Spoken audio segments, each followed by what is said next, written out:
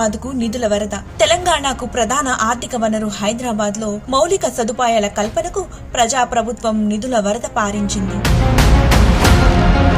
Traffic క్రమబద్ధీకరణకు, వాహనదారుల traffic కష్టాలు తగ్గించేందుకు ఇప్పటికే పలు నిర్ణయాలు తీసుకున్న ప్రభుత్వం బడ్జెట్లో భారీగా నిధులు కేటాయించింది.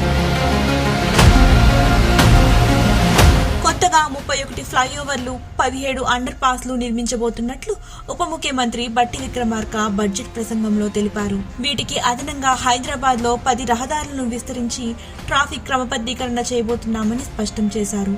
ఇందుకు 7,000 కోట్లకు పైగా నిధులు కేటాయించారు. రాజధానిలో పర్యావరణ పరిరక్షణ కోసం ప్రభుత్వం గట్టి చర్యలు చేపడుతోందని ఉప ముఖ్యమంత్రి వెల్లడించారు.